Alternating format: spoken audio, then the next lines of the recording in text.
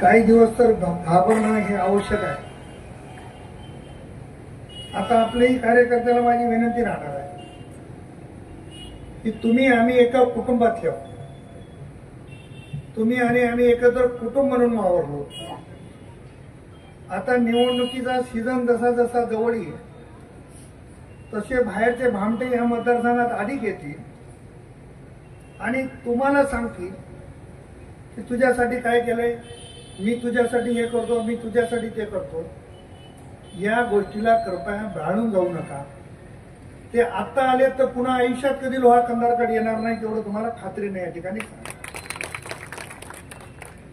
नाराजी असेल तर मला येऊन सांगा. तुम्ही जर मला तुमचा कुटुंब प्रमुख मानत असाल तर तुम्ही मला येऊन सरळ सरळ बोलू शकता. पण माझ्याबद्दल किंवा कोणाची नाराजी असेल तर इतराला सांगून आणखी त्याला एक माहिती करून देण्यापेक्षा तुम्ही जर मला डायरेक्ट येऊन भेटला तर मलाही समजू शकते की काय अडचण आहे, मी कुठं मदत करू शकलो नाही, कुठं करेल. अशा पद्धतीची भूमिका आपण सगळ्यांनी ठेवावी अशी मी विनंती या निमित्तानं आहे. आता माझ्याकडे बोलण्यासारखं काहीच नाही, कारण बगडेताईने एवढं सविस्तर सांगितलं. दोन्ही हरिभाऊ बोलले. ताईने सांगितलं, माणिकरावजी म्हणले आता मी काय बोलत नाही, तुम्हीच बोल. कल्याण सावकारला विनंती केली. कल्याण सावकार म्हणले मी पहिल्यांदा जेव्हा उपाध्यक्ष झालो तेव्हापासून आतापर्यंत भाषण करायचं काम तुमच्याकडेच आहे, सोबत राहायचं काम माझ्याकडे आहे. त्याच्यामुळे मी काही भाषण करणार नाही ही भूमिका त्यांनी घेतली. ती गोष्ट खरी आहे. आपल्याला कोणाला टीका करायची नाही, आपल्याला कायम शिमगा करायचा नाही. आता दिवाळी जवळ येते. ज्याला शिमगा करायचा आहे त्यांना आयुष्यभर शिमगा करायला आपली काही हरकत नाही. म्हणून शिमगा करणाऱ्यावर काही बोलणार नाही. काही मंडळी नव्याने यायला लागली. या भागात राहायचं, इथून दुसरीकडे आपल्या व्यवसायाच्या निमित्तानं जायचं, तिथं चार पैसे जमले, तिथल्या लोकांनी हाकलून दिलं की इथं यायचं आणि इथं येऊन सांगायचं की मी 4 वर्ष झालं, 5 वर्ष झालं या मतदारसंघात फिरलो, आता मला इथं आमदार आहे. ते जत्रातले दुकानदार आहेत. या जत्रात आले तर आले आणि पुढच्या जत्रेला येतील की नाही याची मला माहिती नाही. म्हणून अशा दुकानदारापासून सावध राहिलं पाहिजे. काही माणसं तर आपली पातळी सोडून आपण केवढ्याचे होते त्यांना माहित नाही, आपली लायकी काय माहित नाही. पण काही लोक भाषणामध्ये म्हणतात की मला या मतदारसंघातली घराणेशाही संपविण्यासाठी मी आलो. अरे मागे फिरून बघ, तू ज्यांच्या पक्षात काम करतोस तिथं घराणेशाही आहे.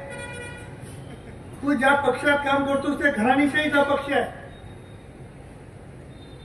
आणि तू तुझा पक्ष संपवायला निघालास तर तू दुसऱ्याचं काय काम करणार आहे? म्हणजे तुला आदित्य ठाकरेला संपवायचं का? तुला उद्धव ठाकरेला संपवायचं का? तुझ्या मनात काय? तर आदित्य ठाकरेला किंवा उद्धव ठाकरेला संपितो म्हणण्याची भाषा त्यांच्या पक्षाचा कार्यकर्ता करतो हे सूर्यावर थुंकण्यासारखं आहे असं मला स्वतःला वाटतं. उद्धव ठाकरे राज्याचे नेते आणि आपण त्या पक्षामध्ये काम करत असताना सांगायचं की मी घराणेशाही संपवणार आहे. मग आता तुला जर घराणेशाही संपवायची असेल तर तुला आधी उद्धव ठाकरे आणि आदित्य ठाकरेला संपून मग बाहेर पडावं लागेल, तर दुसऱ्यावर बोलायचा अधिकार होणार आहे. पण आपली पात्रता नाही. आपल्याला भारतीय जनता पक्षाने तिकीट दिलं तर डिपॉझिट गेलं पुण्यामध्ये आणि तिथून मग सोपं काय तर कन्नार लोह्यामध्ये जावं, पैसे खर्च करावं, निवडणूक लढवावी, हे जे प्रयोगशाळा करायचं काम चाललंय हे कुठेतरी बंद झालं पाहिजे हे मी तुम्हाला या निमित्तानं सांगतो. कंधारला परवा भाषण झालं. दातही आपले आहेत, ओटही आपले आहेत, त्याच्यावर फार जास्त बोलणार नाही. श्यामसुंदर शिंदे यांनी सांगितलं की मी निवडणूक लढवायची की माझ्या बायकोनं लढवायची ते आम्ही दोघं जण टॉस करणार आहोत आणि टॉस ज्यानं जिंकल त्यानं निवडणूक लढली पाहिजे. आता टॉस जर समजा उद्धव पाटलासारख्या सोयऱ्यानं केली आणि कोणाची निघाली तर यायचं काही खरं नाही. म्हणजे टॉस टाकायला सुद्धा कोणी तयार नाही. पण माझा सल्ला उद्धव पाटील, बहीण म्हणून, मेहुणा म्हणून, टॉस करायच्या भानगडीत जाऊ नका. एक जण छोट्या पवाराकडून उभा टाक, एक जण मोठ्या पवाराकडून उभा टाक. म्हणजे टॉसही करायचं नको, वादही नको, किरकिरी नको. जो जितावं शिकलता, अशा पद्धतीचं त्यांनी काम करावं अशी माझी अपेक्षा आहे. ते कोणाला भेटले, किती भेटले, किती वेळेस भेटले. मी सुद्धा 30 वर्षाच्या कार्यकालामध्ये 4 पक्ष बदलले. तुम्हाला माहिती, तुमच्या परवानगीने बदलले, तुम्हाला विश्वासात घेऊन बदलले, तुम्हाला बोलून बदलले, मजबूर म्हणून बदलले. पण माझाही विक्रम मोडला. एकदा 5 वर्षात 5 पक्ष बदलले. आपण सगळ्यांनी निवडून आणलं. आम्ही तुमच्या हातापाया पडल्या, तुम्ही आमचं ऐकून तुम्ही दुसऱ्याच्या हातापाया पडले. निवडून आणल्याच्या नंतर पहिल्यांदा या राज्याचे नेते आदरणीय देवेंद्र फडणवीस साहेबांना पाठिंब्याचं पत्र दिलं. आम्ही जणांना फोटो काढले आणि फोटो पेपरला आले. दुर्दैवानं भारतीय जनता पक्षाचं सरकार आलं नाही. शिवसेना त्याच्यातून फुटली, शिवसेना बाजूला झाली आणि शिवसेना राष्ट्रवादी काँग्रेसचं सरकार आलं. त्यानंतर त्यांनी अजितदादाला पत्र दिलं. दुर्दैवाने त्यांचं सरकार पडलं. पुन्हा एकनाथराव शिंदे साहेबांचं सरकार आलं. पुन्हा हे देवेंद्र फडणवीस साहेबांकडे गेले की आम्हाला पाठिंबा. देवेंद्र फडणवीसांनी सांगितलं, लबाडांना माझ्या दारात प्रवेश नाही, पण सरकार चालवायचं. आणि एकनाथराव शिंदे साहेबांना पत्र दिलं, शिवसेनेचे सहयोगी सदस्य झाले. पाठीमागं काय घडणार आहे हे कोणाला कळत नाही. जादू झाली. 2 महिन्यानं पुन्हा अजितदादा सरकारमध्ये आले. आता यांची झाली फजिती. मागच्या सरकारमध्ये अजितदादाला, या सरकारमध्ये एकनाथ शिंदेला. त्या अजितदादाला जाऊन म्हणले, साहेब माफ करा, मी आता विधान परिषदेला पक्षाला बैमानी करतो, मतदान तुम्हाला देतो, पण आता मला निधी द्यायचं काम करा. विधान परिषदेच्या निवडणुका लागल्या. ज्या शेका पक्षाचं नाव घेऊन तुम्ही लढता, खरं तर अपक्षच आहे, अपक्षाला मुभा पण आहे कुठे जायची, पण ज्या शेका पक्षाचं नाव घेऊन तुम्ही लढलात, त्या आदरणीय भाई जयंत पाटील साहेबांच्या निवडणुकीत सुद्धा तुम्ही मतदान दिलं नाही. ते जयंत पाटील साहेबांनी स्टेटमेंट दिलं की आमचा एकमेव विधानसभेचा आमदार त्यांनी मत दिलं नाही. आपली निष्ठा अजितदादाच्या चरणी वाहिली. आपण टीव्हीवर बघितलं असेल, सकाळी अजितदादाच्या घरी स्टेटमेंट दिलं, मी आता आयुष्यभर अजितदादाच्या सोबत राहणार. आमच्या बहिणी नाराज आला. ते म्हणजे तुम्ही राहा, मी चले शरद पवार. आमची बहीण दुपारी शरद पवार साहेबांकडे गेली. ते म्हणले, साहेब तुम्ही पक्षात प्रवेश द्या, आम्ही आयुष्यभर तुमच्या सोबत राहू. 2-3 दिवसांना राहुल गांधी नांदेडला आले. आदरणीय वसंतरावजी चव्हाणांचं दुर्दैवी निधन झालं आणि त्यांच्या घरी सांत्वन करण्यासाठी राहुल गांधी गेले. ते दोघेही तिथं स्वागताला गेले. आता माझा उच्चांक किती मोडला याचा आपल्याला अभ्यास करायचा. त्यांना या मतदारसंघासाठी देणं आहे का, या मतदारसंघाच्या कामासाठी देणं आहे का, मांडी थोपटल्यानं काम होते का, दन थोपटल्यानं काम होते का. एखाद्या निवडणुकीत मार्केट कमिटी हरली असेल, 25 वर्ष आमच्या ताब्यात होती, तुमचा जन्मही झाला नव्हता, तेव्हापासून मार्केट माझ्या ताब्यात होती, अर्जित होता. पण आपल्याला लक्षात आलं पाहिजे की आपण करावं का. मग काही ठिकाणी भाषणात सांगायचं की मी याच्यावर एवढे उपकार केले की मी याची ही निवडणूक केली, मी त्याची निवडणूक केली, त्याची निवडणूक केली. ही गोष्ट खरी आहे. मला त्यांनी प्रचंड मदत केली, मी त्यांचे उपकार विसरू शकत नाही. पण इथल्या बसलेल्या लोकांनी एका हाताने मला टाळी वाजवून दाखवा बरं, कोणीतरी कोणी वाजवून दाखवा. बालाजी पाटील वाजित आहे, मग मी काहीच केलं नसेल का. पण मी सांगत नाही. घराचं भांडण बाहेर न्यायची माझी प्रवृत्ती नाही. पण अशी जी मंडळी आहे त्यांनी आपली मर्यादा ठेवून बोललं पाहिजे. मर्यादेच्या बाहेर जाऊन बोललं मग खुलासे प्रतिखुलासे. त्याच्यापेक्षा आपणही आत्मपरीक्षण केलं पाहिजे की खरंच आपली पात्रता होती का. एवढे सगळे पद मिळाले कशामुळे मिळाले त्या सगळ्या फुलामध्ये मला जायची गरज नाही. परंतु तुम्ही जर माझ्यावर उपकार केला असाल तर तुम्ही 50 वेळा जर सांगितलं तर तुम्ही उपकार केल्यास ते वाया गेले असं तुम्ही स्वतःला समजतो. म्हणून आपण आपल्या दर्जाने वागलं पाहिजे ही या संस्कृती आहे. आम्ही एवढे वर्ष झाले इथं राजकारण करतो. आम्हालाही विरोधक आहेत, सगळ्या पक्षात विरोधक आहेत, एवढ्या निवडणुका झाल्या. पण एवढ्या खालच्या पातळीचं राजकारण कंधार आणि लोहा तालुक्यात कोणत्याच पुढाऱ्यानं केलं नाही असं माझं मत आहे. पण ही नवीन सवय एवढ्या खालच्या पातळीवर जायची काही मंडळी आणते ही अतिशय दुर्दैवाची बाब. माझी आपल्याला आग्रहाची विनंती राहणार आहे, आपल्याला ठरवायचं की आपल्या मतदारसंघाचा विकास कोण करतो. मी लोकसभेची निवडणूक हारली, पहिल्यांदा लोकसभेची निवडणूक जिंकली. मला अनेक मंडळी भेटायला यायची आणि ते म्हणायचे की पराभवातून काहीतरी चांगलं होणार असेल म्हणून आपला पराभव झाला. तेवढ्यापुरतं मी समाधान मानायचं आणि कामाला लागायची ही भूमिका घेतली आणि लोहा आणि कंधार तालुक्यातूनच विधानसभा लढवणार ही भूमिका स्पष्टपणाने दिली. मला आता सकाळी एकाकडे, दुपारी एकाकडे, संध्याकाळी एकाकडे तिकीट मागायला द्यायची गरज नाही. तसं तर कल्याण चौकात मी ज्या पक्षात गेलो त्या पक्षाचं तिकीट माझ्या खिशात आहे. मी पक्ष सोडणार नाही.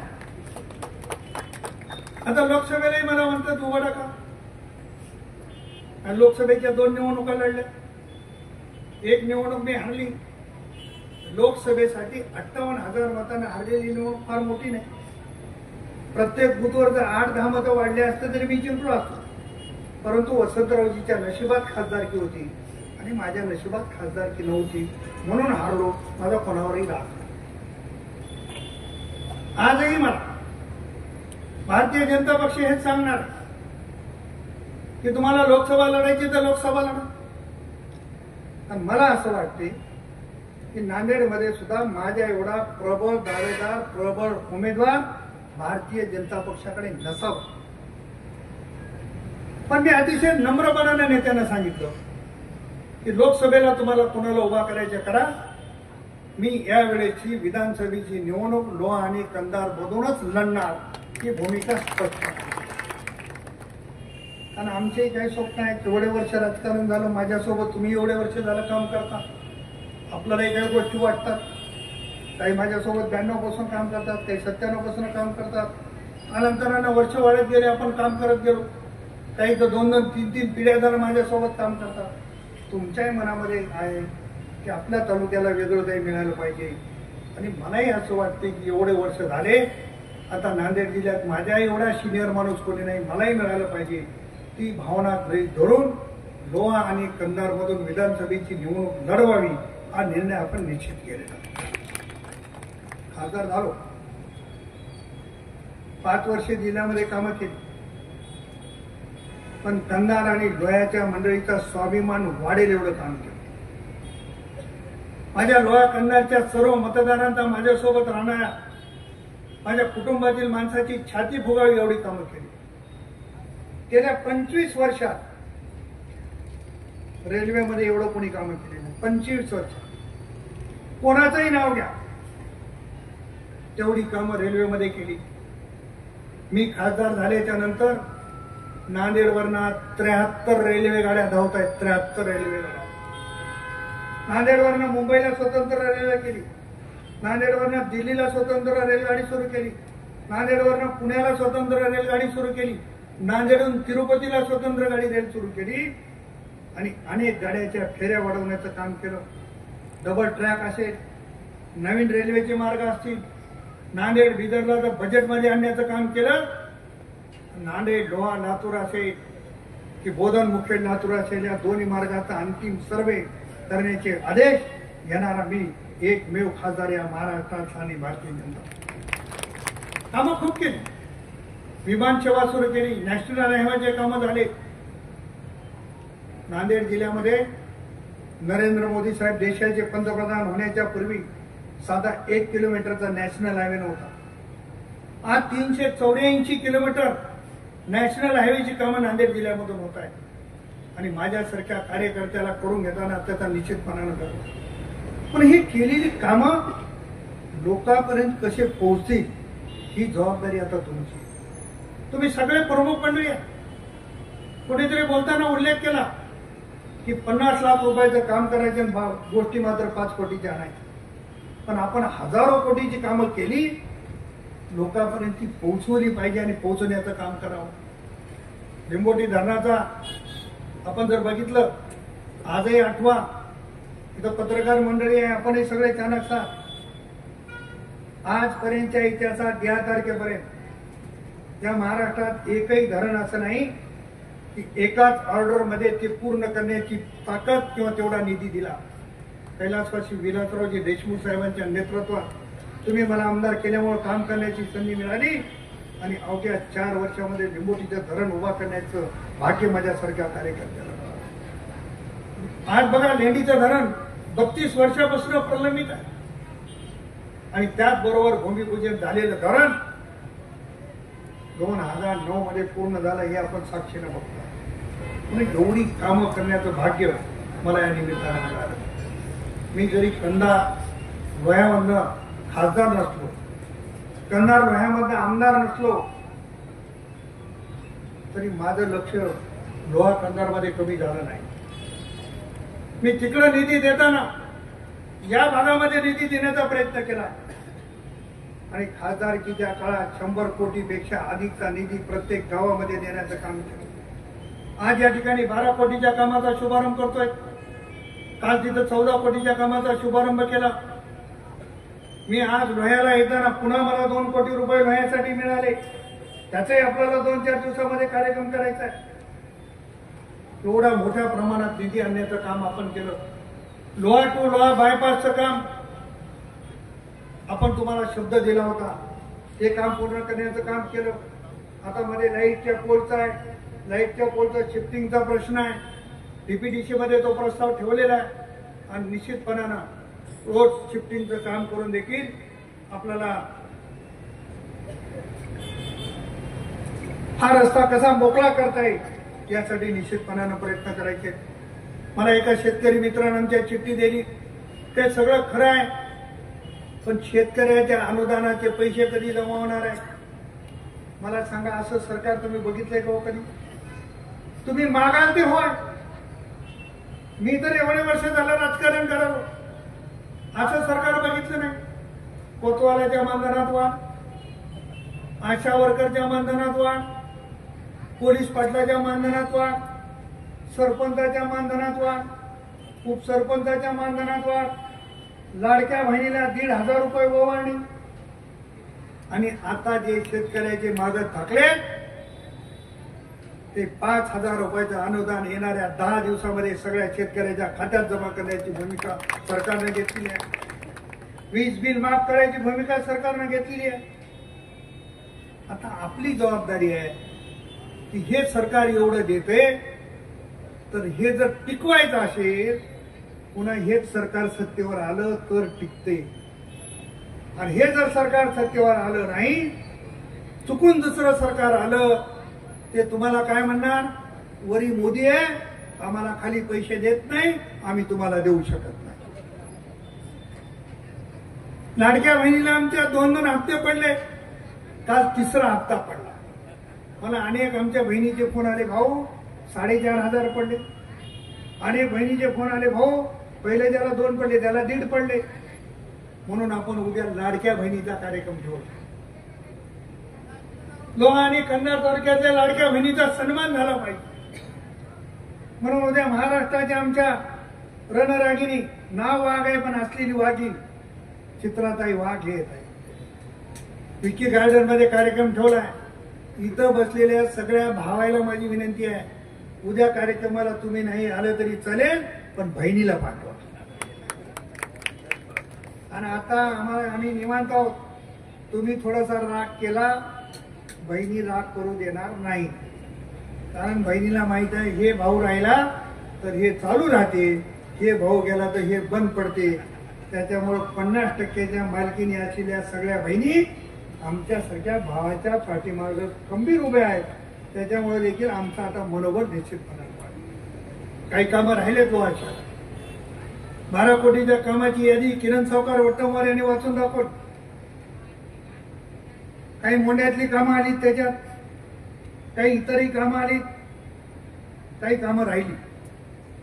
आदरणीय गडकरी साहेबांच्या माध्यमातून 65 कोटी रुपये रोड आणले, त्याचंही भूमिपूजन आपल्याला काही दिवसात. अनेक काम आहेत. विकासाला काही कमी नाही, फक्त मागणारा आणि करून घेणारा कार्यकर्ता पाहिजे. आणि त्याची निवड उद्याच्या विधानसभेमध्ये तुम्हाला या निमित्तानं करायची. मी तुमच्या विश्वासावर, देवेंद्र फडणवीस साहेब असतील, पक्षाचे अन्य नेते असतील, त्यांना सांगितलं की मला कंधार लोह्यामधून निवडणूक लढवायची आहे. कारण माझा एवढा आत्मविश्वास तुमच्यावर आहे आणि त्या आत्मविश्वासाला पात्र ठरेल असं काम तुमच्याकडून होईल, अशा पद्धतीची अपेक्षा मला दिसणार.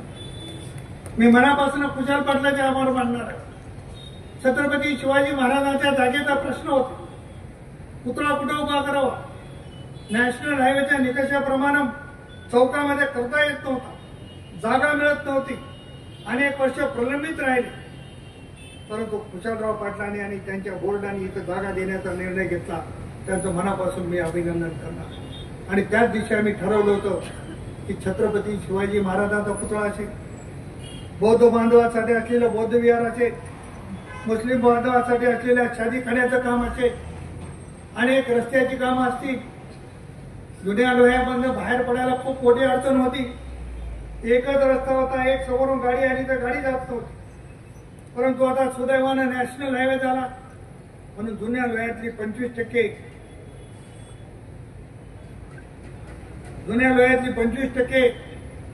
वाहतूक आता तिकडून सुरू झाली. आणि आता कलर पेटून होणाऱ्या रस्त्यामुळं जुन्या लोह्यातल्या लोकांना बाहेर पडायला आपण मोकळं करून दिलं.